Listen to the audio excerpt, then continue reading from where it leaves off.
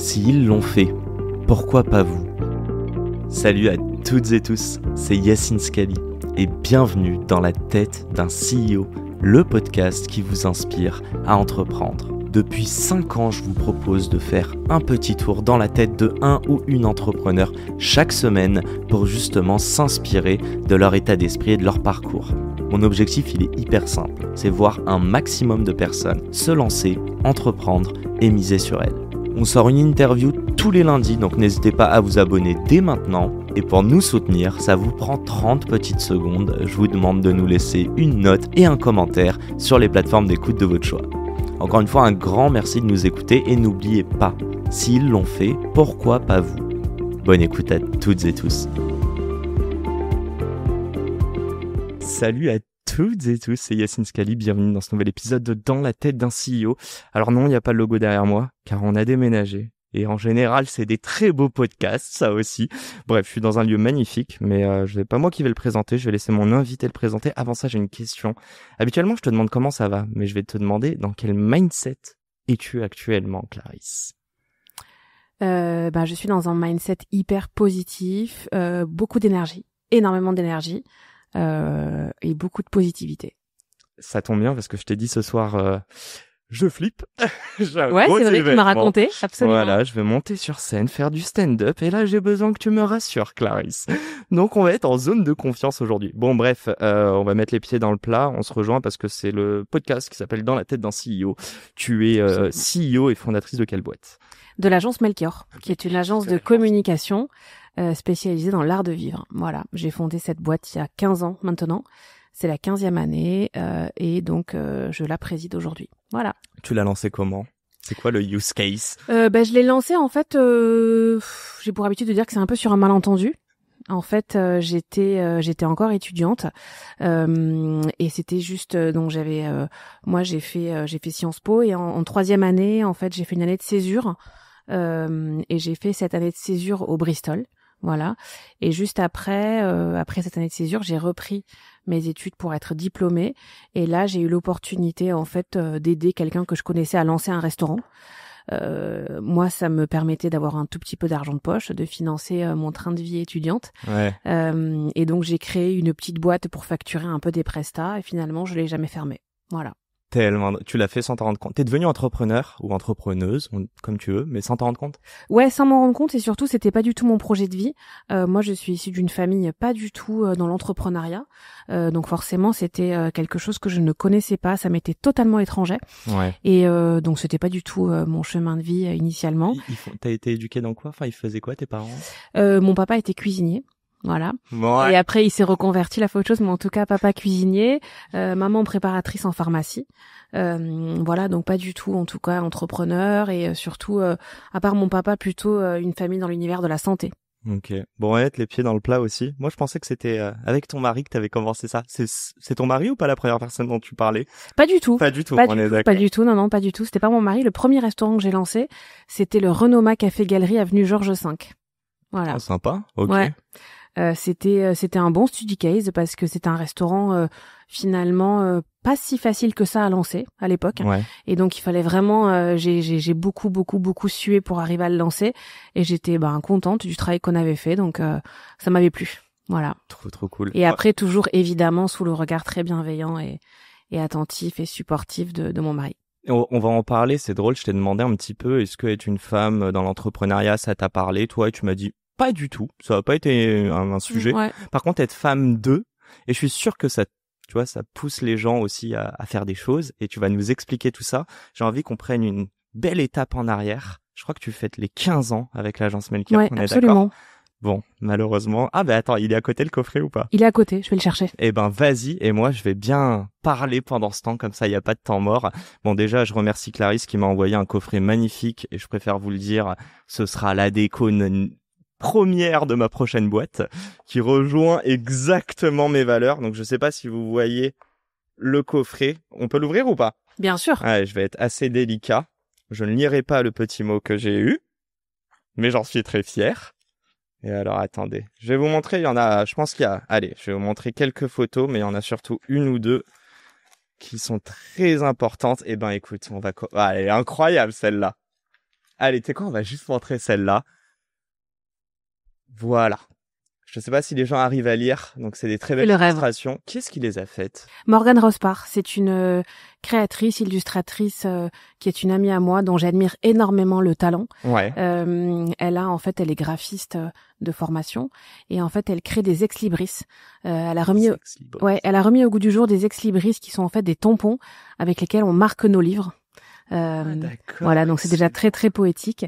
Elle a un trait que j'aime beaucoup. Je suis d'accord. Et donc je lui ai demandé de faire de mettre en dessin ces 15 mots qui me tenaient à cœur. C'est toi qui les as choisis, les valeurs? Oui, bien sûr, bien évidemment. Les valeurs. Ouais, bien sûr. Bah, je vous spoil. Voilà, c'est le rêve. C'est trop drôle, c'est le premier. C'est le premier que j'ai sorti là. Est-ce qu'on peut entreprendre sans rêver? La réponse est bien évidemment non. Exactement, et moi je te le dis dès maintenant, on en a déjà parlé un peu off, ça va pas du tout être le sujet de ce podcast, mais à tous les auditeurs et auditrices qui me regardent depuis quelques années, je vais pas vous inspirer à entreprendre prochainement, je vais vous inspirer à rêver, et j'espère que parmi vous, il y en a qui vont créer des choses, et comme Clarisse, entreprendre sans s'en rendre compte, donc voilà. Un grand merci, dédicace à mon petit frère qui a mis ses gros doigts dégueulasses dessus et je l'ai embrouillé direct. Bon, je le remets bien. Et est-ce que tu peux m'expliquer, on va commencer par ça. C'est une question que je voulais te poser, j'y pensais dans le taxi là en venant. Ça fait 15 ans. Ouais. Si on se parlait il y a 20 ans. Bon, c'est la petite blague, j'avais 10 piges, mais ça faut pas le dire. C'était quoi l'entrepreneuriat pour toi? Est-ce que ça te parlait? Il y avait une résonance ou pas du tout? Ça ne me parlait absolument pas, puisqu'encore une fois, n'ayant jamais évolué dans cet univers, je ne me pensais pas capable déjà d'entreprendre. Okay. Je n'avais jamais envisagé ce parcours de vie, et en plus de ça, c'était quelque chose de très obscur pour moi. Voilà. Et la personne qui m'a vraiment... C'était quoi ta rêve? C'était qui l'entrepreneur ou l'entrepreneuse que tu connaissais quand tu dis c'est obscur? J'ai absolument personne qui me vient en tête. Ah, là, comme ça. Non. En fait, pour moi, mon idéal un peu de réussite, c'était plutôt les grandes entreprises. Moi, je me disais, voilà, sortie d'études, je me voyais bien diriger la com ou le marketing d'une grande boîte. Toujours. Pourquoi? Je sais pas, c'est peut-être des stéréotypes. C'est la sécurité ou pas? Il y avait un rapport à l'argent? Non, pas du tout, mais en fait, je pense encore une fois qu'on ne m'a tellement jamais inculqué cette notion d'entrepreneuriat que je l'avais même pas dans ma tête. Voilà. Okay. Et donc toi, là, tu nous disais à moitié, mais donc t'as fait des belles études. L'objectif derrière, c'était vraiment de bosser dans un grand groupe. Ouais, pour moi, c'était ça la réussite. Carrière. Ouais, c'est drôle, hein. En y repensant, je me suis dit qu'en fait, il y a 20 ans, la réussite pour moi, c'était de bosser dans un grand groupe. C'était quand la dernière fois, depuis 20 ans, que t'as parlé de carrière? Je parle jamais de carrière. I know. Absolument jamais, parce qu'en fait, je pense que le parcours professionnel qu'on peut avoir, c'est tout simplement c'est des rencontres. C'est un chemin qui est ponctué de rencontres. Voilà. Et en fait, moi, je pense que quand on pense trop à la carrière, finalement, souvent, on la rate. C'est comme quand on pense trop à l'argent, finalement, c'est là où on n'en gagne pas. Et je pense qu'en fait, il y a toujours ce rapport en fait où finalement, je suis dans une vision idéale beaucoup plus grande que ça. C'est pas, je fais pas ce métier pour faire carrière, ça ne m'intéresse pas. Comment t'as déconstruit ça? Parce que tu l'avais à un moment quand t'étais au début de ta carrière. Ouais. Au début de ta carrière. Ah, j'aime pas ce mot, je déteste. Moi, il m'a traumatisé ce mot. Tu sais, genre, en fait, je pars du principe que carrière, c'est chaque étape que tu fais, c'est pour un objectif, mais à plus 15. Et je vais te poser cette question juste avant. T'es sereine avec l'idée que demain tu vois, tout peut s'arrêter, comme demain peut y avoir une nouvelle opportunité incroyable. T'es sereine avec l'avenir et l'incertitude? Oui, oui, tout à fait. Je suis absolument. C'est pas quelque chose du tout qui me tracasse. Ouais. Et au contraire, je trouve ça très enthousiasmant de pas savoir de quoi l'avenir est fait. Ouais, vraiment. Ouais. Et pour la petite histoire, quand j'ai ouvert cette boîte pour facturer en fait des prestats, sachant que j'avais absolument aucune ambition dessus, clairement, et que en fait pour moi c'était simplement temporaire. Je voulais le fermer ensuite. Et je disais très souvent à mes proches qui me le redisent, mais après je ferai un vrai truc. Et en fait, quoi, c'était pas légitime pour toi? Non, pour moi c'était juste le temps de gagner un tout petit peu d'argent. Ça rentrait pas dans mon chemin de ce que j'envisageais comme carrière. Et les premières années de la boîte, je me rappelle que justement j'avais aucune vision j'avais pas de vision de carrière, j'avais pas de chemin tout préconçu, j'avais pas de strat. Je savais pas ce que c'était une stratégie à l'époque. Parce que je me laissais vivre, je travaillais en me disant, voilà, le jour où je trouverai un vrai travail, je le ferai, donc dans une entreprise. Et ça a duré, je dirais, pendant presque 4 ans. Ah ouais, quand même, ouais. Où je me disais, bon, allez, ça marche, tant que ça marche, je continue, mais un jour, je ferai un vrai truc. Ah ouais. Et ça a été... le déclic, ouais. Bah, je pense que ça a été à partir de 2013-2014, où vraiment, on a gagné en notoriété.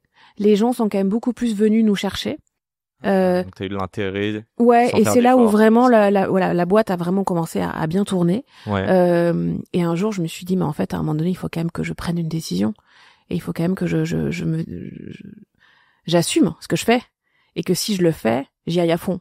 Voilà. Je veux te poser cette question parce que on est en train d'intellectualiser un truc que tu n'as pas intellectualisé à l'instant T.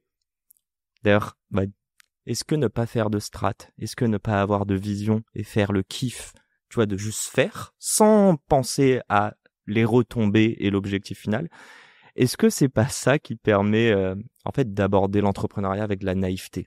Je pars du principe que vu que tu ne te rends pas compte de tout ce que tu fais, tu stresses pas, quoi. Alors ça, c'est sûr. Le fait d'y aller la fleur au fusil fait qu'il y a une sorte d'incandescence qui est fabuleuse en fait, dans un début une construction de boîte. Après, je pense que très rapidement, quand même, ne pas avoir de stratégie, c'est dangereux pour un entrepreneur. Vraiment. Mais au tout début, tu conseillerais de pas avoir de strat quand c'est pas tu te lances, c'est la première action. Tu testes, tu vas juste en parler à des gens, etc. J'ai l'impression que mettre des strats, ça te met trop d'attentes. Et trop d'attentes, moi, ça m'empêche de me mettre à l'action. Tu vois je comprends ça ce ou que pas? tu veux dire. Ouais. En fait, je pense que stratégie ou pas stratégie, en fait, finalement, pour moi, ce qui compte et l'essence même, le cœur du réacteur de l'entrepreneuriat, c'est l'énergie de la personne. En fait, c'est la seule chose pour moi qui compte. Quand je travaille avec des gens qui sont dans mon équipe, qui sont des clients ou des partenaires, etc., je suis toujours fascinée par l'énergie que peuvent dégager certaines personnes. Et en fait, pour moi, un entrepreneur, il a une sorte de niveau énergétique hyper haut qui fait qu'il va embarquer n'importe qui dans n'importe quel projet. Un entrepreneur timide, antinomique pour toi? Ou va falloir qu'elle se fasse violence? Ouais, peut-être que c'est plus compliqué d'embarquer quand on est un peu timide, mais je suis quand même relativement timide. Oui, j'ai demandé, toi, tu parles d'énergie, quand tu la donnes à des gens, ça te nourrit ou ça te coûte? Alors moi, je me nourris de l'énergie des autres. Ok. Je me nourris de l'énergie des autres, en fait. Et je pense qu'après, moi aussi, je donne de l'énergie aux gens qui m'entourent. Mais moi, ce qui me plaît le plus dans mon métier, clairement, c'est de rencontrer des personnalités passionnantes, inspirantes.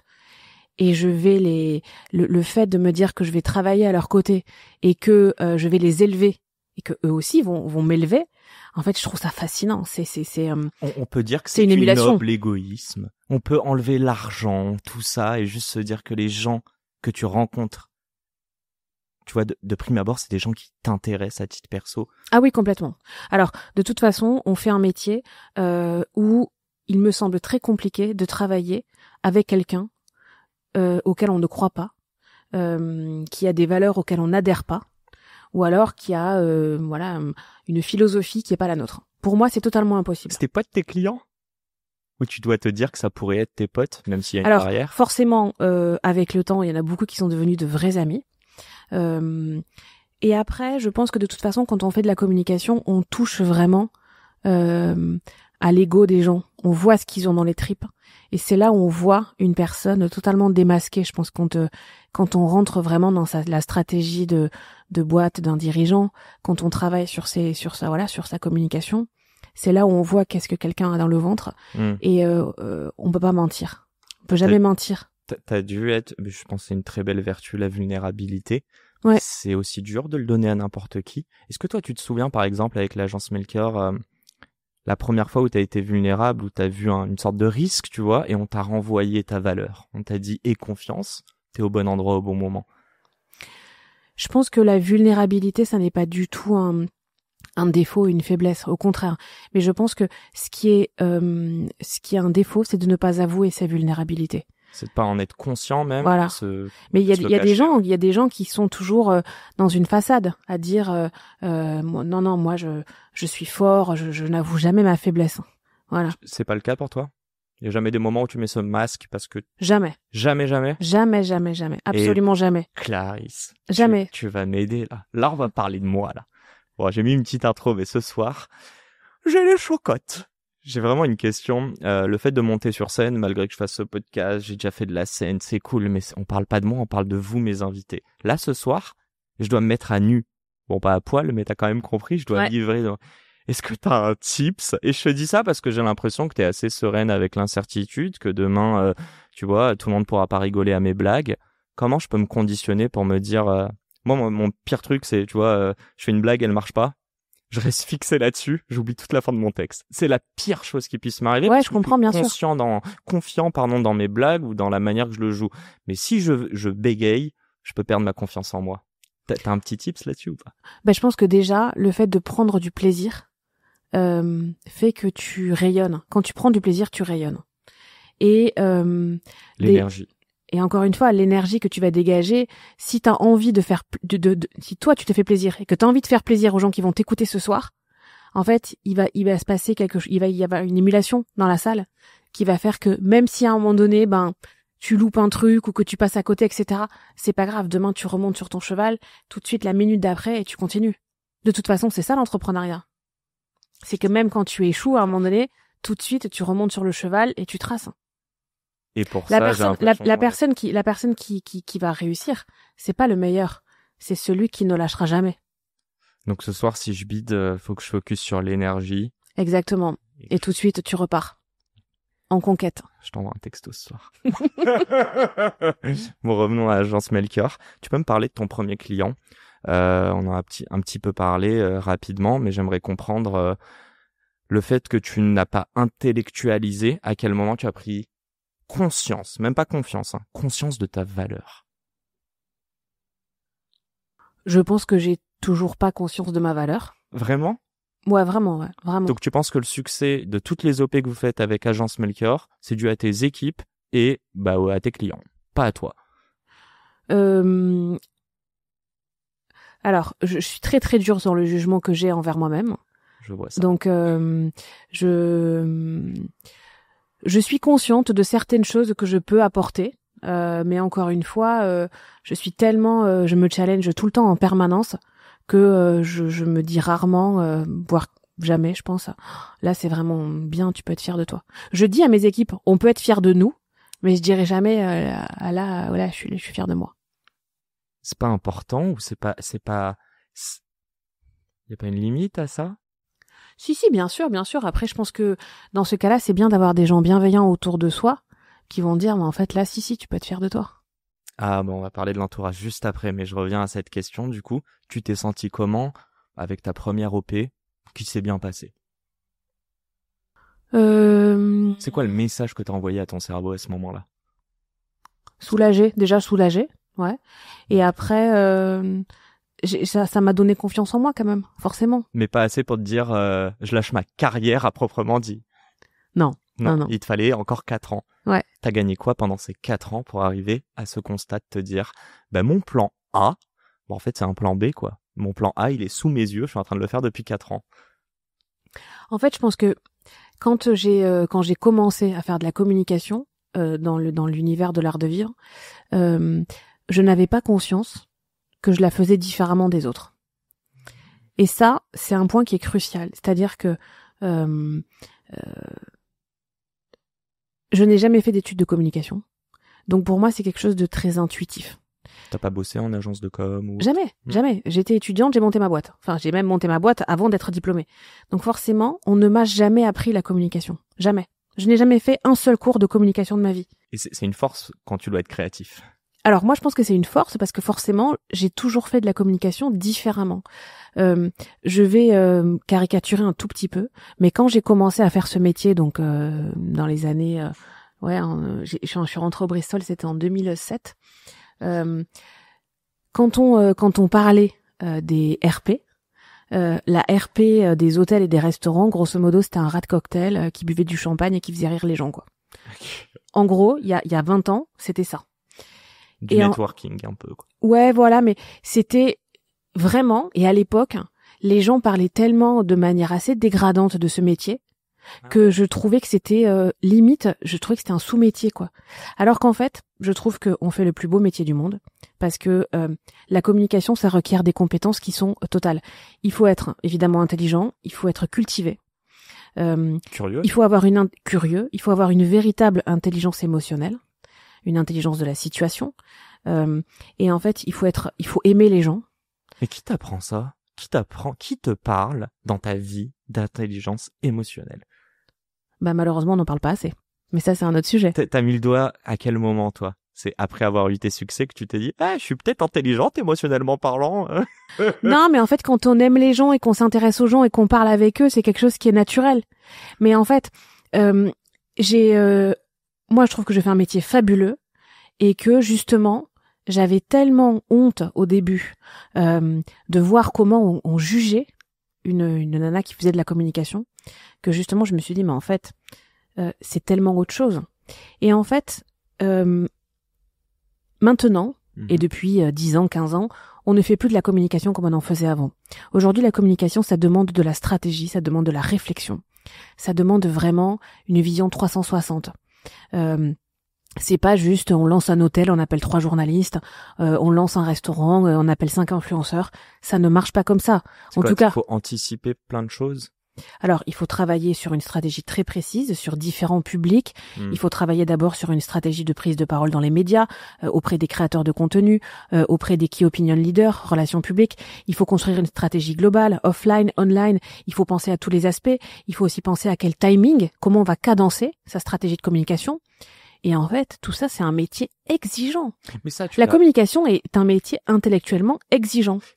Je suis plus que d'accord avec toi, mais là, tu nous parles de process. Moi, je veux parler de tes clients. On ne naît pas bon communicant. On l'apprend. Est-ce qu'il y a des clients, tu vois, tu dois pas les dénaturer, j'imagine, quand ils passent dans tous ces différents médias. Bien sûr. Tu fais ce coaching, c'est vraiment, on est sur la communication. Pour moi, allez, je te pose cette question, mais t'es dans le business de l'humain. C'est que de l'humain quand tu parles d'intelligence émotionnelle. Oui, mais je pense que c'est comme tout. Dans la vie, il y a des métiers qui s'apprennent. Et aussi, il y a forcément des personnes qui ont plus de capacités que d'autres. Voilà. Vous pouvez très bien transposer ça à la cuisine. Si demain, Yacine, tu vas dans un resto, tu peux avoir un cuisinier, un chef qui est super bon, tu vas très bien manger. Et pourquoi un autre chef qui a fait la même carrière, le même parcours, etc., pourquoi il finira 3 étoiles? Parce qu'à un moment donné, il y a ce que tu apprends. Il y a ce que tu retransmets aussi. Et il y a aussi ce que tu as au fond de toi. Tu peux avoir un vrai talent. Et en fait, je trouve que c'est fabuleux dans la vie de trouver sa voie pour exercer finalement un métier où on a quand même un certain talent et aussi un métier qui nous passionne. Donc, ils ont tous un talent, tes clients. Mais c'est quoi le truc qu'ils ont en plus des autres? Qu'est-ce qui se passe pour être accompagné par l'agence Melchior? Ils sont inspirants. Ils sont inspirants? Ils le savent? Bah nous en fait c'est comme ça qu'on choisit les clients, c'est qu'en fait on se dit notre baseline en fait c'est de dire que on accompagne les acteurs les plus inspirants de l'art de vivre. Okay. C'est un peu notre critère de choix parce qu'on a la chance de choisir nos clients. L'inspiration elle est importante parce qu'aujourd'hui on est quand même dans un moment de la société où tout ce qu'on fait doit avoir du sens. Rien n'est gratuit. Tout ce qu'on fait, un consommateur est un consommateur, et tout ce qu'on fait doit est pesé et mesuré. Et donc, on ne va jamais, on n'achète jamais quelque chose, on ne va jamais dans un restaurant, on part jamais en vacances comme ça sans raison. Tout a du sens. Tout a une stratégie, une vision, exactement. Un impact. Et donc aujourd'hui, l'inspiration que qu'on peut créer, que quelqu'un peut créer, c'est le socle de la réussite. Ça enrichit humainement. On est d'accord? Bien sûr. Et je suis sûr que que le travail t'a changé un petit peu, t'a formaté. C'est quoi les signaux que tu peux déceler? Je sais que t'as des enfants, mais ça va être plus compliqué de parler d'eux, mais peut-être de leurs camarades, tu vois, où tu te dis, lui ou elle, là, il ou elle ne le sait pas, mais il a une passion, il a une énergie, comment tu le vois, ça? Et c'est là où tu me parles d'intelligence émotionnelle et c'est très En dur fait, de théoriser. je trouve que on reconnaît beaucoup. Moi, ce que je repère chez les gens, c'est leur sensibilité. Okay. Voilà. Je suis sensible moi ou pas? Ouais, très, je pense. Ouais. Très. Okay. Ouais. La sensibilité c'est une qualité d'être très sensible. Si tu le domptes, ça peut aussi être quelque chose qui te fait beaucoup défaut. Et moi, ça m'a fait défaut longtemps, quoi. Ouais, bien sûr, mais quand on sait, en fait, il faut savoir s'en servir. Ouais, c'est ça. Mais souvent, les hypersensibles sont des créatifs extraordinaires. Et souvent, d'ailleurs, les gens qui sont sensibles ont un univers. Ce sont des gens qui peuvent créer facilement, qui ont beaucoup de richesse intérieure. La sensibilité appelle une richesse intérieure. Tu t'identifies à ça, toi? Moi, je suis très sensible, ouais. Ouais. Beaucoup trop. Beaucoup trop? Donc, il y a des moments où c'est galère? Ouais, bien sûr, parce que parfois c'est un peu compliqué de me blinder face à des situations où ça pourrait couler facilement sur moi et ouais, je suis très sensible. Est-ce que je vais grave t'embêter là, c'est le philosophe / psy qui prend la casquette, mais enfin qui met ma casquette, pardon. Est-ce que le perfectionnisme que je suis sûr que tu as lié à l'hypersensibilité ou même une sensibilité accrue, est-ce que c'est pas chaud parfois? Est-ce que ça fait pas des étincelles? Et attends, avant que tu me répondes, je t'embête. Je vais te mettre le lit juste comme ça. On voit bien le profil, c'est dommage sinon. Mais ouais, je te repose ma question. Hypersensibilité, mais mixée avec ce côté perfectionniste. Ou est-ce qu'en réalité, t'es hypersensible, donc t'es perfectionniste? Non, ce sont deux choses. Corrélation. Ah non, c'est deux choses totalement différentes. Je pense qu'on peut être hypersensible et pas forcément perfectionniste. Ok. Après, effectivement, je pense que je suis perfectionniste à l'extrême. Parfois, je pense que la vie est plus légère quand on l'est un peu moins. Est-ce que c'est pas le moment de parler de l'entourage? À qui tu devrais une dédicace par moment pour savoir mieux peut-être gérer tes émotions, ta sensibilité? Bon, j'ai des idées, mais je sais pas si même d'un point de vue pro, il y a d'autres personnes. Non, en fait, bien sûr, il y a des gens qui m'entourent depuis toujours et qui sont extrêmement supportives et très bienveillants. Avec le temps, avant de te répondre plus en détail, il y a une chose auquel je suis très attachée, c'est la nécessité justement de m'entourer seulement de personnes qui ont justement cette douceur et cette bienveillance. Ça n'a pas toujours été le cas. Faut pas s'infliger ça en fait. Alors moi je te pose cette question, à quel moment t'arrives à capter que ces gens-là sont pas faits pour toi et que c'est pas toi le problème? Dans les épreuves de la vie, je pense. Dans les épreuves de la vie, parfois, on voit qui est vraiment là et qui est vraiment là avec de toutes ses forces, avec beaucoup d'amitié, d'amour, de support. Voilà. C'est bon, j'imagine du coup que t'as pu vivre des déceptions, mais t'as aussi pu vivre des super moments. Moi, je veux parler de ces super moments. Bien quand sûr. Toi, t'es peut-être mal. T'as besoin de quoi à ce moment-là? Qu'est-ce qu'on te dit ou comment on te fait sentir pour que ça aille mieux? Je pense que mes proches connaissent très bien mon perfectionnisme à l'extrême. Et en fait, dans ces cas-là, quand il faut un peu redescendre en pression, juste le message, c'est sois plus cool avec toi-même, en fait. Voilà. Et est-ce que être dur avec soi-même, ça fait que t'es dur avec les autres? Oh bah évidemment. Ça. Donc ça va pas changer. Aide-moi un peu. Moi je laisse jamais rien passer pour moi, donc je laisse jamais rien passer pour les autres. Oh, mais ok, ce serait presque antinomique des gens que t'aimes de pas avoir la même exigence qu'avec toi-même. Évidemment. Bon, on salue tes enfants. Mais par contre, il y a une chose qui est importante, c'est que mine de rien, j'assume beaucoup plus ça maintenant. Parce qu'avant, au tout début de ma carrière, quand je bossais avec les gens, j'osais peut-être pas le dire au premier rendez-vous, en disant en fait, moi, je cachais un peu ça, et parce que peut-être que je l'assumais pas, ou peut-être que je ne m'en étais pas rendu compte encore. Mais en fait, maintenant, moi, je le dis, bosser avec moi, c'est dur. C'est dur parce que je suis exigeante, parce que je suis sur tous les coups, quoi. Moi, Et tes équipes, elles kiffent ou pas? Bah j'espère, ouais. Moi je pense qu'elle kiffe, ouais, bien sûr. Bah non, mais quand même. Bah en fait, les gens qui sont avec moi depuis très longtemps, bien sûr qu'ils ont compris. Puis moi je pense qu'en fait, on s'élève. Mais j'allais te dire, On est-ce qu'on peut s'élève. être ambitieux Bien sûr. sans être exigeant, en fait? Est-ce que c'est... Alors, je pense que quelqu'un qui n'est pas ambitieux ne peut pas travailler avec moi. Vraiment. Pour moi, c'est Ok. c'est pas possible. C'est Et impossible. les gens qui bossent avec toi, est-ce que tu les recrutes pour les skills qu'ils ont à l'heure actuelle ou pour leur potentiel d'apprentissage et d'évolution? Pour les skills. Pour les En skills? fait, j'ai pour habitude de dire que on ne changera jamais quelqu'un. Ok. Par contre, on peut tout lui apprendre. Mais on peut pas déceler des choses, on peut pas voir un potentiel, même si cette personne l'a pas encore exploité, et se Si, dire elle mais va par grandir contre, à nos côtés. Elle a en fait, elle a peut-être moi, je recrute quelqu'un sur le savoir-être, sur l'humain, justement sur l'énergie que je ressens. Donc pas le savoir-faire, donc c'est pas forcément juste les skills au final. Non, c'est pas que les skills. Ok. C'est vrai qu'en fait, Ou les soft skills quoi. Mais... les soft skills. Ouais. Ce qui est très important pour moi, c'est ce que dégage la personne, et ce qu'elle a dans le ventre. Bon, Voilà. est-ce qu'on parlerait pas de ton mari?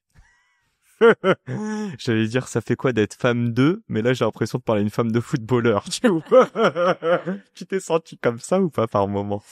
Bah oui, parce les que femmes c'est vrai de que footballeurs, ça, quand elles tu m'avais pas- posé la question, tu m'avais dit est-ce que quand on s'était parlé pour préparer ce podcast, tu m'avais demandé si le fait d'être une femme avait posé un problème dans ma carrière. Absolument jamais. Moi, je suis pas du tout. Moi, je trouve ça fabuleux d'être une femme et ça ne m'a jamais posé aucun problème ni aucune difficulté. Par contre, être femme d'eux, oui, parce que dans l'univers dans lequel j'évolue, on a tendance à rattacher les gens à leur connexion, à qui ils sont, etc. Ouais. Et on est tous la fille de quelqu'un, la femme de quelqu'un. Donc si elle accompagne des chefs étoilés, c'est parce qu'elle est mariée à un chef étoilé? Oui, exactement. Et d'ailleurs, c'est là où je dirais que ça me fait défaut, c'est qu'il y a quand même pas mal de chefs qui par le passé ont pas forcément voulu travailler avec nous parce que j'ai été mariée avec un autre chef. Ah, c'est intéressant ouais. ça. Okay. Ils se disent, je sais pas, ils doivent se dire que je vais servir les intérêts que de mon mari. Alors que j'ai bien prouvé le contraire. Hein. Mais ils sont même pas, ils sont compétiteurs tous. Ils sont pas plus confrères. Je sais pas comment dire. Il y en a pas tant que ça des chefs étoilés. Bah, dit qu'il y a du business, il y a de la compétition. Ouais, ouais. En reste humain quoi. Bien sûr. Mais c'est pas le cas en fait. Okay. Il y a certains chefs avec qui on travaille qui justement se sont dit elle fait du super boulot pour son mari donc voilà, c'est un gage de lecture en fait. Voilà. Un billet. Il y a une grille de lecture qui est différente ouais. En tout cas, je sais que ça m'a beaucoup aidé parce que ça m'a ouvert beaucoup de portes mais aussi ça m'en a fermé. Voilà, il y a des avantages et des inconvénients. Mais bon, tu fêtes tes 15 ans. Enfin, vous fêtez les 15 ans de la chance Melchior. Donc, je crois que, voilà, toute chose arrive pour une raison. Moi, je voulais te poser cette question. Je crois que c'est le moment où je suis en train d'oublier la fameuse question par podcast. Non, si, clairement. Est-ce que, allez, je te titille. Est-ce que tu t'es senti presque illégitime au bout d'un moment sur la partie cuisine? Donc, t'as ouvert toutes ces autres verticales, beauty, lifestyle, événementiel, ou pas du tout? Absolument pas. Alors, je pense que pour le coup, je suis extrêmement légitime sur la gastronomie. Okay. Je pense qu'aujourd'hui, je suis experte dans ce que je fais. C'est d'abord la gastro? Alors, j'ai commencé par la gastronomie. En fait, mon expertise est intimement liée à mes passions. Voilà. C'est très simple. Moi, dans la vie, j'ai 3 passions très fortes. La gastronomie, l'hôtellerie et la beauté et le bien-être. C'est vraiment, je suis profondément animée par ces 3 univers. Donc, t'as lancé toutes ces verticales, ce vertical. T'as commencé à couvrir ces marchés. On parle même plus de légitimité, on parle d'envie. T'avais envie de commencer à bosser avec des gens comme ça. J'avais envie, et le fait que ce soit des univers qui me passionnent, j'ai une connaissance, j'ai une expertise. Donc, pourquoi pas? J'ai commencé en faisant de la gastronomie. Je pense qu'aujourd'hui, je suis plus qu'experte dans ça. Je pense que chez Melchior, aujourd'hui, nous sommes clairement en capacité d'accompagner d'être des experts sur des gestions de carrière dans la gastronomie ou des gestions de marque dans la gastronomie. Vraiment. Parlons pas de carrière. Pour des talents, on peut parler de gestion de carrière, je pense.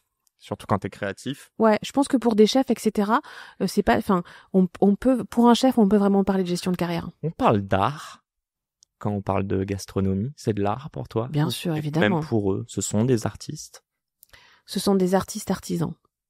Voilà. Ah, intéressant. Ouais. Okay. Parce qu'il y a un côté très artistique, évidemment, dans la haute gastronomie, mais il y a aussi un côté d'artisanat avec les mains, quoi. Exactement, et aussi dans toujours un aspect très éphémère.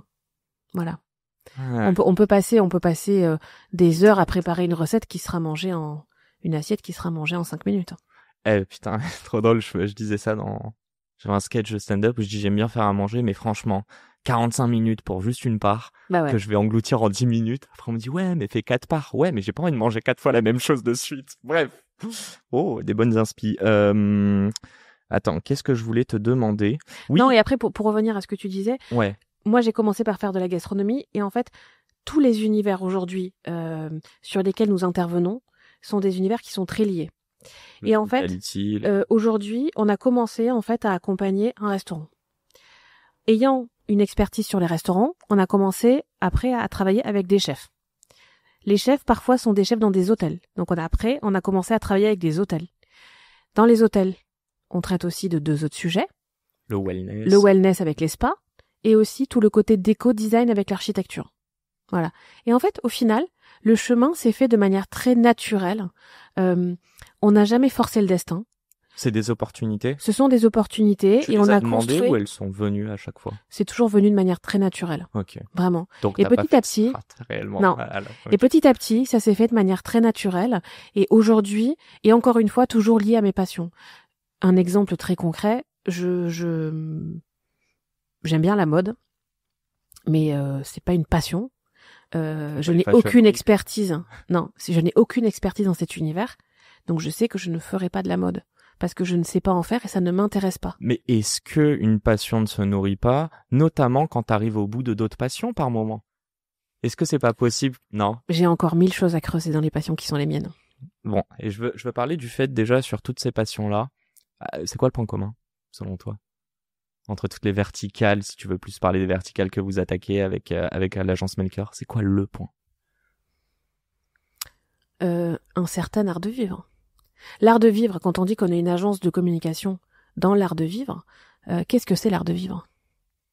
L'art de vivre, en fait, c'est un art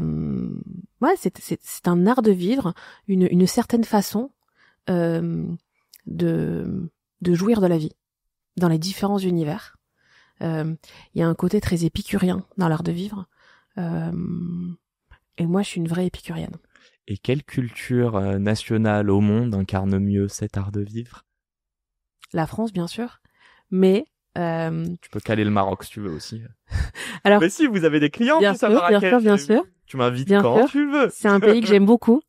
Royal Monceau, c'est ça ou Ouais, on travaille pour les hôtels, la collection Royal Monceau, qui sont pour moi les plus beaux hôtels au monde, de très loin. J'ai une immense fierté à accompagner ces hôtels. Pour la petite histoire, j'avais séjourné au Royal Monceau quand on ne travaillait pas avec eux, à Marrakech à l'ouverture en 2012. J'avais été profondément émue par cet hôtel. Cet hôtel m'avait bouleversée. Et c'est devenu tes clients. Et c'est devenu mes clients. Et quand j'ai remporté l'appel d'offres, je me rappelle que le directeur marketing m'avait appelé et je ne pouvais plus parler au téléphone tellement que je pleurais. Tellement que j'étais heureuse. C'était un des grands moments de ma carrière. Est-ce que la vente, c'est 100% de l'émotion? Ou est-ce que ce qui fait la différence dans une vente, c'est du rationnel ou irrationnel? Dans une vente, c'est-à-dire? Quand je dis une vente, un appel d'offres, qu'est-ce qui a fait que tu as gagné ce jour-là?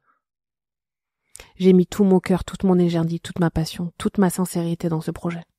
C'est ça qui a fait la diff? Bien sûr, évidemment. Et d'ailleurs, l'énergie. Si ça n'avait pas matché, la seule chose qui fait la différence dans la vie, c'est l'énergie. Si ça n'avait pas matché, c'est que ça matchait pas niveau énergie. Exactement. C'est pour ça qu'on fait très très très très peu d'appels d'offres. On a la chance de pouvoir avoir un business model qui fonctionne sans appel d'offres, puisqu'en fait, on refuse beaucoup de clients et on ne va que sur les projets qui vraiment nous intéressent, et encore une fois, auxquels on croit. Et ça nous arrive d'être sollicités sur des appels d'offres. On peut en faire, on doit en faire, entre 3 et 5 par an. Okay. Ce qui est très peu pour une boîte d'une taille comme la nôtre. Et pourquoi? Parce qu'un appel d'offres, c'est très exigeant, ça demande du temps, ça demande un investissement. Quand on fait un appel d'offres, on y va pour le gagner. Voilà. Par exemple, en 2024, on a été sur 5 appels d'offres, on en a gagné 5. Voilà. T'en as déjà perdu? Ça fait très longtemps que j'ai pas perdu un appel d'offres. Ça te fait chier ou tu l'acceptes en te disant it was not meant to be. Je sais pas comment le dire en français, mais tu vois. Bien sûr que quand ça m'arrive, je le vis assez mal. Mais par contre, déjà, ça fait longtemps que ça m'est pas arrivé, donc je m'en rappelle plus trop.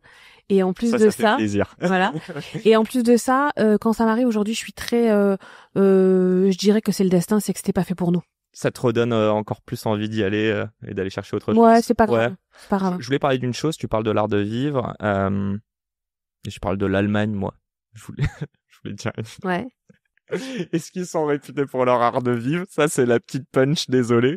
Mais plus sérieusement, pourquoi vous êtes... Il me semble que vous êtes en Allemagne aussi. Ouais, bien sûr. Ouais. En fait, comment ça se fait? Déjà, aujourd'hui, dans les univers de l'art de vivre, tout à l'heure, je t'ai expliqué que tous les univers sont très liés. Et qu'en fait, si je peux revenir sur un sujet qui est important, c'est que aujourd'hui, l'art de vivre, c'est un univers qui est hautement stratégique. Pourquoi ? Parce que il y a 15 ans, l'art de vivre était vu comme un univers très léger. L'art de vivre n'était que légèreté, n'était que jouissance et que plaisir. Et souvent, ça m'était arrivé de parler avec des agences qui font de la communication sérieuse, corporate, économie, business, finance, etc., qui nous regardaient avec beaucoup de condescendance. Ah oui, tu fais de la com dans l'art de vivre. Et en fait, aujourd'hui, elles veulent toutes s'y mettre. Parce qu'en fait, déjà, l'art de vivre est un sujet éminemment politique, culturel, diplomatique, que beaucoup finalement de grands patrons, beaucoup de personnes qui ont beaucoup d'argent investissent dans ces sujets parce que l'art de vivre plaît à tout le monde, ça parle à tout le monde, et que finalement il y a des projets absolument fabuleux qui se créent. Et l'Allemagne, opportunité pour vous? Alors, l'Allemagne, opportunité, oui, parce que on a beaucoup de clients. Ouais. Alors, on a l'agence, elle a 4 ans maintenant, et en fait, on a beaucoup de clients aujourd'hui dans le monde entier. Même si la France reste un très beau pays, on est très heureux de bosser dans beaucoup de pays. Et justement, c'est un enrichissement énorme de bosser avec voilà le Maroc, l'Italie, le Brésil. C'est des pays vraiment qui sont fascinants et ça nous apporte tellement de bosser à l'international aujourd'hui. Et on avait beaucoup de clients, on a toujours beaucoup de clients qui nous disent voilà, je cherche une agence dans tel marché. L'Allemagne est beaucoup revenue. L'Allemagne revenait beaucoup. Et en fait, on recommandait toujours d'autres agences. Et un jour, je me suis dit, mais pourquoi ne pas le faire? Pourquoi ce qu'on a fait en France, pourquoi ne pas le faire ailleurs, finalement?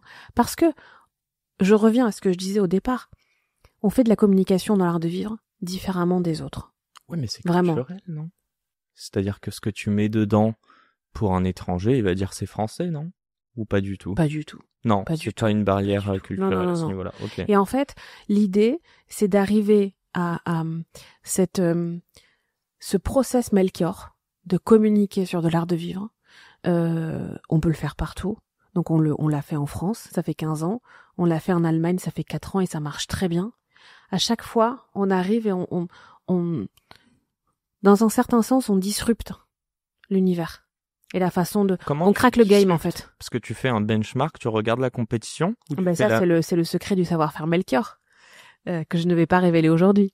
Moi, je vois juste que tu t'es lancé pendant 4 ans, sans études, donc sans études scolaires, je veux dire, et surtout, j'ai l'impression que t'as même pas regardé la compète. Peut-être au bout d'un moment, tu t'es dit, bon, en fait, on le fait tellement mieux qu'eux que pas besoin de... C'est ça le secret Melchior ou quoi? Non, mais en fait, on a une façon de construire une stratégie pour un projet. Okay. On a, en fait, la base de toute la réflexion et la base de Melchior, c'est la stratégie.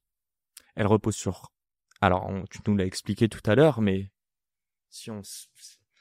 Ouais, je sais que tu peux pas me balancer la secret sauce, mais en gros, il y a une sorte d'étape qui est intangible, qui est de balancer les 5 valeurs cardinales autour de cet événement, autour de cette communication, et ensuite tout en découle. Comment tu mets la vision? Non, pas du tout, mais en fait, on a une façon de penser, l'accompagnement à nos clients qui, je pense, est assez unique. Okay. Et qui fait que c'est vraiment, voilà, c'est un savoir-faire Melchior. Ce savoir-faire a toujours très bien marché en France, et c'est pour ça qu'on a grandi bien et vite en 15 ans. C'est aussi pour ça qu'en 4 ans, on a vraiment, on a été game changer sur le marché allemand, clairement, parce qu'en 4 ans, donc j'ai fait cette boîte avec mon associé qui s'appelle Laure Munch, qui est extraordinaire.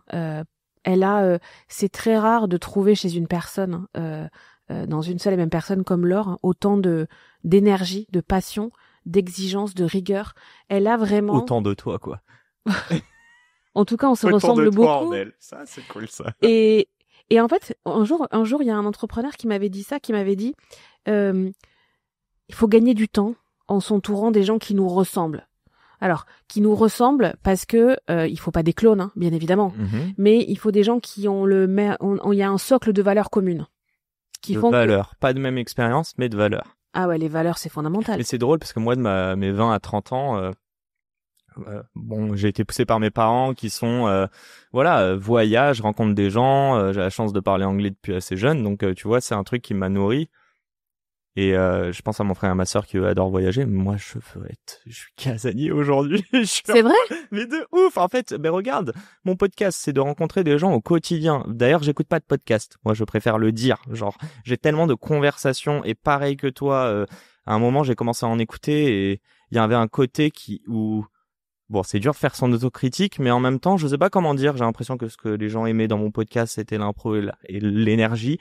Et je me suis dit, faut pas que je le change, ça. Et là, je suis grave en train de perdre. Pourquoi je te racontais tout ça? Que tu ne voyageais pas et qu'entre tes 20 et 30 ans... Exactement. Et aujourd'hui, je me dis, non, en effet, je vais de plus en plus, c'est même pas que vers les gens qui me ressemblent, c'est vers les gens auprès de qui moi je veux ressembler. C'est-à-dire que, bon, il y a des entrepreneurs, mais il y a aussi des artistes qui transparaissent avec qui ont des messages, notamment en termes de communication. Je pense à un certain Omar Sy. On est en contact. Non, mais plus sérieusement, à chaque fois qu'il est là pour faire de la promo, par exemple, il est conscient de l'influence qu'il a, notamment sur la jeunesse. Il a toujours un message culturel, sociétal, qui dépasse en fait juste le cinéma. Et moi, c'est des choses qui, genre vraiment, la question que je lui poserais, mais pourquoi tu fais ça en fait? Qu'est-ce que ça te nourrit en toi? Et voilà, je sens que je m'identifie sur certains trucs. Je dis pas que je serai Lupin ou autre demain, restons tranquilles. Je voulais te poser juste cette question, mais franchement, je suis vraiment un mauvais podcasteur si je te la pose pas après avoir parlé de France, Brésil, Allemagne. Où est-ce que vous allez tout défoncer en 2025 ou dans les prochaines années? Quel marché? Ah, c'est encore secret, mais on va le révéler très bientôt. C'est géographique ou c'est une nouvelle verticale? C'est géographique. Ok. Voilà, nouveau pays, quoi. T'es excité? Ouais, bien sûr, je suis très excitée. Ouais. Okay, de toute façon, moi, j'adore développer, j'adore créer, en fait. C'est pas développer que j'aime, c'est créer. J'adore créer.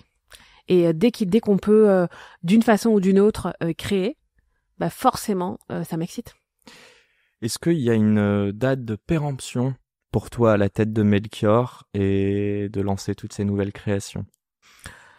Pas du tout, je me suis jamais posé la question, encore une fois, parce que je n'ai pas de plan de carrière. Non, tant que je kiffe et que je suis heureuse et je suis épanouie, je continue. Il y a un truc où je veux savoir ça. Est-ce que tu prends ton pouls par moment? Et quand je dis ton pouls, P-O-U-L-S, c'est de se dire est-ce que je suis toujours aligné entre ce que je fais au quotidien? Mais comment tu fais? T'as un petit tips à partager là-dessus? Je pense que je le constate à mon niveau d'énergie et d'entrain. C'est-à-dire que si par exemple je peux traverser une semaine où j'ai moins envie, j'ai moins la niaque, je me demande pourquoi j'ai moins la niaque et je trouve l'explication. Tu fais toute seule ça? Ou tu le fais avec quelqu'un? Non, je le fais toute seule. Okay. Puis après moi j'échange beaucoup. J'adore échanger avec Mathia qui est notre directeur général. On échange beaucoup. J'adore échanger avec Laure, avec mon mari. Je parle beaucoup. En fait, je parle beaucoup et moi le fait de parler participe aussi à ma réflexion. Et par exemple, quand je sais que je suis un peu down, j'ai besoin de comprendre pourquoi. Est-ce que c'est parce que il y a un projet qui me plaît pas autant? Est-ce que c'est parce que je suis pas alignée sur un truc? Est-ce que j'ai un caillou dans la chaussure? J'ai toujours besoin de comprendre pourquoi et pour réaligner rapidement. Je vais pas laisser traîner. Est-ce que tu te connais parfaitement ou est-ce que ces analyses-là te permettent de te découvrir par moment encore? Non, je me connais parfaitement. Ça y est, là, c'est bon. Ouais, je pense que là, on est arrivé à un stade où ça va aller. Ok, je le vois. Je veux pas parler de la ligne d'arrivée. J'ai l'impression qu'il y en a pas et on va arrêter de parler de ça. Par contre, j'aimerais savoir. J'ai quand même l'impression que c'est de l'humain. D'ailleurs, vous êtes combien aujourd'hui à l'agence Melchior? À Paris, on est 40. Et en Allemagne, ils sont 10. Ok. Tu peux me parler de chiffres? J'ai oublié de te demander. Là, en France, on n'aime pas. Si.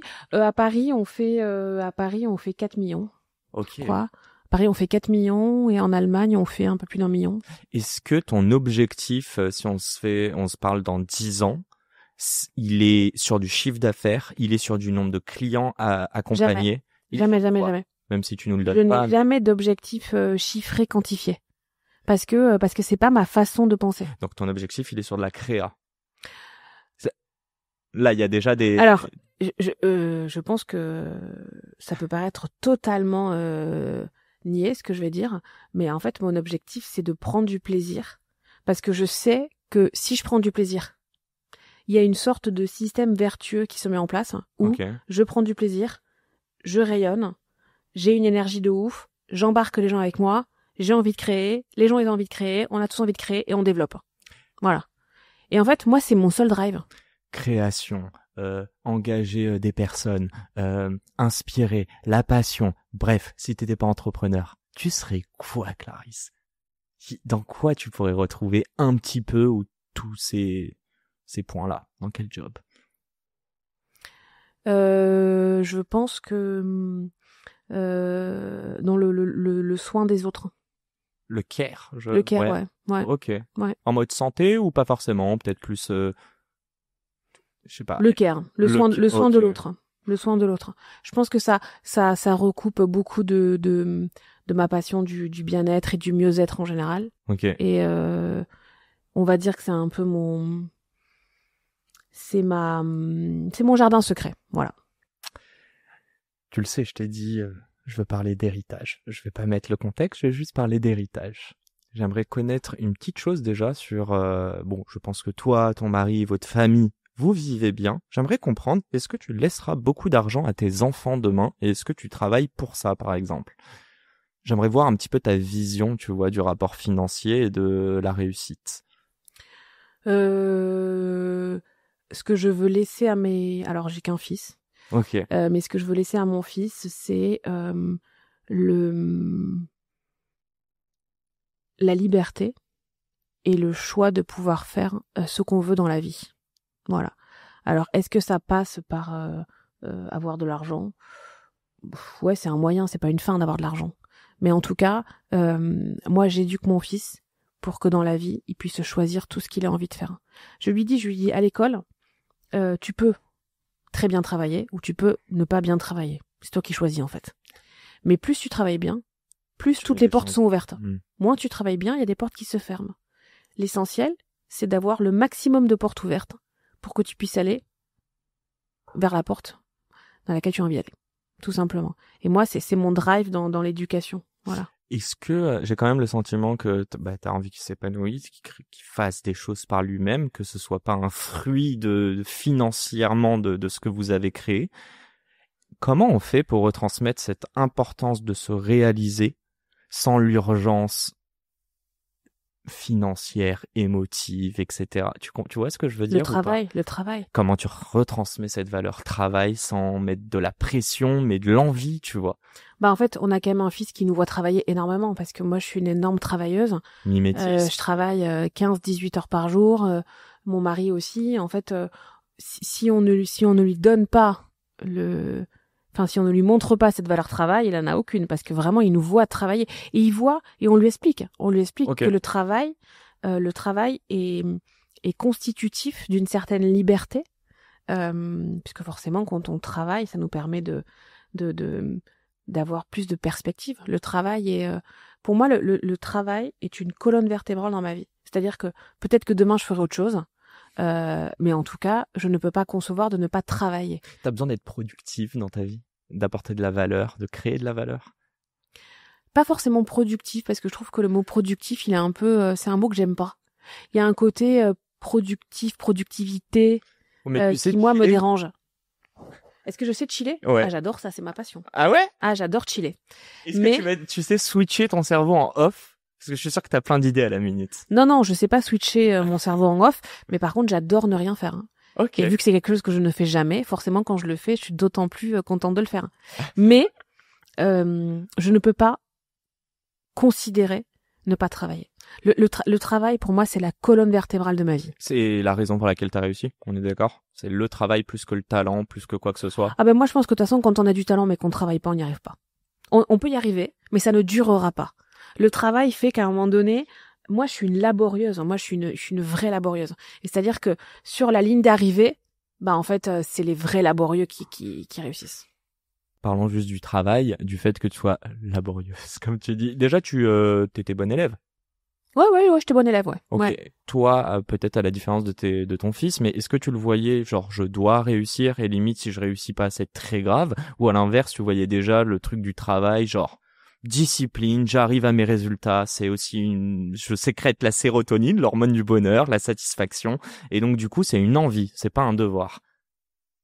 Je pense que ma famille m'a formaté dans le fait qu'il fallait réussir, quoi. Ok, donc c'était quand même ok. Est-ce que Voilà. le fait de devoir bosser pour des trucs qui te faisaient chier avant, et là je parle de l'école, parce que moi ça a été le cas, est-ce que le jour où tu as commencé à prendre du plaisir dans ce que tu faisais, tu t'es dit, en fait le travail c'est facile pour toi? Je trouve pas que le travail c'est facile, pas du tout. Mais moi je prends du plaisir. C'est un peu maso ce que je veux dire, mais je prends du plaisir dans le dépassement de soi. Je sais pas comment l'expliquer. Oui, tu veux. En fait, challenge. Les ouais. victoires faciles, t'aimes pas? Non. Non. Mais par exemple, quand je peux travailler très longtemps et que finalement j'arrive à mes fins et que ça m'a coûté, que je me suis dépassée, ça c'est extrêmement gratifiant. On va switcher, et là j'avais une question tout à l'heure, on en parlait. Parler de cuisine, de gastronomie. C'est quoi la diff entre un bon chef et un chef étoilé? Surnomme ça. Alors, on peut être un très très bon chef et pas étoilé. Et on peut être un chef étoilé sans être exceptionnel. Sans être exceptionnel. Donc l'étoile, c'est surcoté un peu? Non, pas du tout, pas du tout. C'est un référentiel de valeur comme un autre. Okay. Voilà. Mais en l'occurrence, il n'existe pas que les étoiles pour juger de la qualité d'un chef. Voilà. Et finalement, un bon chef, c'est encore une fois ce qu'on a au fond de soi. C'est son niveau créatif, c'est son exigence, sa rigueur, sa capacité à créer. Créativité avant tout et énergie. Je veux juste savoir, concernant ton mari, ton conjoint, pourquoi il a réussi selon toi? Toi qui en as vu de ses pairs, enfin de ses confrères plutôt. Qu'est-ce qui fait son unicité? En numéro 1, c'est son immense puissance de travail. Voilà. On s'est pas trouvé pour rien. On est deux laborieux tous les deux, avec une énorme puissance de travail. Et il m'a appris ça. Et encore une fois, pour répondre à la question de tout à l'heure de comment je suis arrivée à l'entrepreneuriat, c'est parce que finalement, en étant avec Eric, quand je l'ai connu, il était effectivement salarié au Bristol, mais il avait eu son restaurant par le passé, à une époque où je ne l'avais pas connu, mais en tout cas, il a eu il a été entrepreneur, et il l'est aujourd'hui. Et en fait, c'est lui qui m'a donné ce goût à l'entrepreneuriat. Et donc, il a une puissance de travail que je n'ai jamais vue chez quelqu'un. Okay. Qui est inouïe. Et je pense que c'est vraiment... alors évidemment, il a une intelligence du goût qui est hors pair. C'est mieux. Évidemment. Mais ouais. C'est avant tout parce qu'il c'est un énorme travailleur. Bon, on le salue quand même. J'espère qu'il va nous regarder. Ouais. Je vais finir avec mes dernières petites questions du tac au tac. Tu vas très vite comprendre. Sur une échelle de 1 à 10, à quel point tu es heureuse au quotidien, Clarisse? 8. Sur une échelle de 1 à 10, à quel point tu es riche?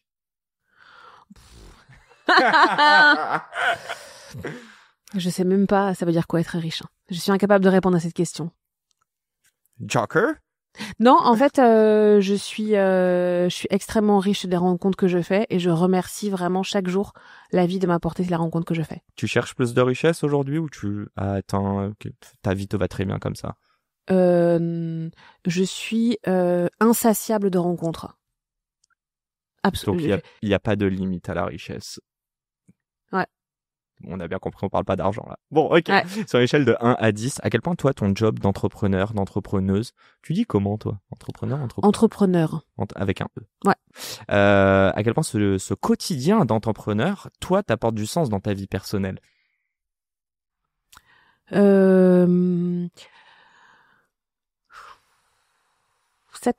Est-ce que cette réponse aurait évolué avant versus après la naissance de ton fils? Bon, en fait, très clairement, je vais pas répondre du tac au tac, mais en fait, clairement, le fait d'avoir un enfant, ça remet quand même l'église au milieu du village. Et même si je bosse énormément, même si je suis passionnée par mon métier et que je donne toute ma vie à ce métier, ma priorité reste ma famille. Donc Vraiment. ça aurait été peut-être un 8 ou 9 et là on est passé à 7. Oui, parce sur que le travail. Hein. Oui, et parce que quoi qu'il arrive, j'ai une immense fierté. Et vraiment, pour moi, c'est une grande fierté, c'est d'avoir de réussir à combiner les deux, parce que je pense que je suis une super maman. Je pense que je m'occupe très très bien de mon fils, que je suis très impliquée dans son éducation, et qu'à côté de ça, je gère ma boîte plutôt pas mal, et que je pense que je suis très fière de ça. Et pour pas trahir de secret, en off, quand je faisais ma prépa et que t'étais au téléphone, je t'ai dit donc tu passes de la CEO à la maman en un seul call. Incroyable. Et c'est mon avant-dernière question. Sur une échelle de 1 à 10, à quel point toi, ce quotidien d'entrepreneur, te demande de l'effort ou est difficile? 10. C'est très difficile. Donc une grosse corrélation entre la difficulté et le bonheur. On en a parlé tout à l'heure. Bien sûr, évidemment. Et c'est ma dernière question. Et j'espère que, j'ai pas le nom de ton fils, mais j'espère qu'il nous regarde. C'est quoi la matière que lui, comme tous ses camarades, devrait avoir en primaire, mais qu'on n'a pas eu la chance, toi et moi, d'avoir? C'est quoi la matière qui nous manque? Apprendre à savoir cuisiner et manger. On est français en plus, c'est un truc de ouf. Mais bon, c'est vrai qu'on n'a pas de cours de cuisine. Non. Je serais curieux de savoir comment Eric est tombé là-dedans. Non, mais en fait, aujourd'hui, les enfants, malheureusement, ils mangent, on mange tous moins bien qu'avant, je pense, parce que tous les parents travaillaient quand même beaucoup, et qu'en fait, souvent, les enfants, il y a on mange beaucoup de choses industrielles ou rapides, etc. Et forcément, quand même, je pense que les enfants de manière générale, on se nourrit moins bien qu'avant. Alors que c'est grave ludique de faire à manger. Là, c'est la Chandeleur en plus. Non, mais bien sûr. Et puis même, en fait, il faut savoir bien manger pour bien vivre, bien se nourrir. Tu vois mon sourire avec ma dernière question qui vient de me pop-up à l'esprit. Comment ne pas te la poser? Est-ce que t'es une bonne cuistot? Et ne mens pas, Clarisse. Non. Non. Non, mais j'ai un très bon chef à la maison. Et ça marche aussi. Bon, les amis, à défaut d'être un bon cuistot, trouvez votre moitié qui cuisine bien. Non, plus sérieusement, un grand merci, Clarisse. Merci parce que... Merci, Yacine, merci à toi. Tu vois, toutes les questions, et je m'en suis rendu compte récemment, c'est que je suis quelqu'un qui projette aussi mes peurs sur mes invités, et c'est ce que je cherche à la fin de ce podcast. C'est va apprendre ton texte, fais-le ce soir. Il y a aucune raison que si tu mets l'énergie et l'intention, il y a aucune raison que ça se passe mal. Donc voilà, bon, on n'en a pas parlé, mais évidemment, il y a des doutes, ça fait partie du quotidien. Toujours. Je pense que l'entourage est là pour vous rappeler aussi que vous êtes au bon endroit au bon moment.